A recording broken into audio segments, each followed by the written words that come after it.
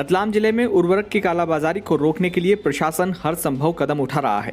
Collector Kumar Purushottam ने खाद की कालाबाजारी रोकने के लिए जावरा में 3 दुकानों पर शासकीय कर्मचारियों को किसानों के भेष में उर्वरक खरीदने पहुंचाया। किसान बने कर्मचारियों ने पाया कि दुकानदार निर्धारित मूल्य से ज़्यादा कीमत पर खाद बेच रहा था। कलेक्टर कुमार पुरुषोत्तम को जिले में कई खाद व्यापारियों द्वारा निर्धारित दर से ज़्यादा कीमत में किसानों को खाद बेचने की शिकायतें मिल रही थी। इन शिकायतों के बाद कलेक्टर कुमार पुरुषोत्तम ने जावरा में 3 दुकानदारों की दुकानों पर शासकीय कर्मचारी पहुंचाए। किसान के रूप में दुकानों पर गए शासकीय कर्मचारियों को खाद दुकानदार किसान ही समझ बैठे और यूरिया खाद की प्रति बोरी के निर्धारित कीमत से ज़्यादा दाम में खाद उपलब्ध कराने की बात कही। 45 किलोग्राम के यूरिया कट्टे को भागीरथ बंशीलाल द्वारा 350 रुपये में बेचा जा रहा था, तो वहीं विमल जैन चपड़ोद एग्रो एजेंसी तथा अमल चपड़ों की किसान बीज भंडार द्वारा 450 रुपये में बेची जा रही थी। अधिक मूल्य लेने पर दुकानदारों के विरुद्ध तत्काल कार्रवाई की गई, पंचनामा बनाया गया, दुकानें सील कर दी गई और पुलिस थाने में एफआईआर भी दर्ज की गई है। तहसीलदार जावरा ने बताया कि 2 दुकानों पर कोटवार तथा 1 दुकान पर होमगार्ड सैनिक किसान के भेष में गए थे।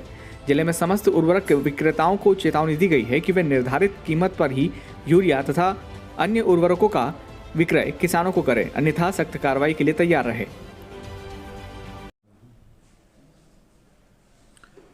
देखिए, खाद के बारे में मैंने पहले ही कहा था कि जो निर्धारित शुल्क है उससे अगर 1 रुपया भी किसी ने ज़्यादा लिया तो हम सख्त कार्रवाई करेंगे।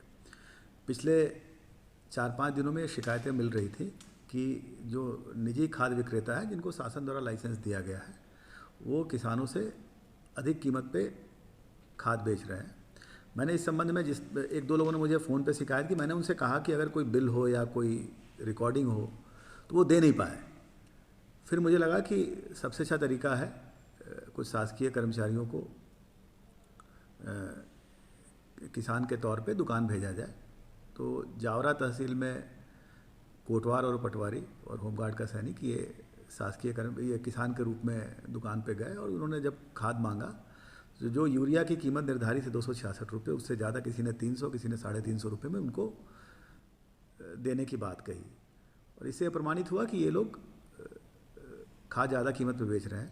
तो उनकी दुकानें सील गई है, आवश्यक वस्तु अधिनियम के तहत केस दर्ज किया गया है और जो कठोरतम कार्रवाई होगी वो की जा रही है।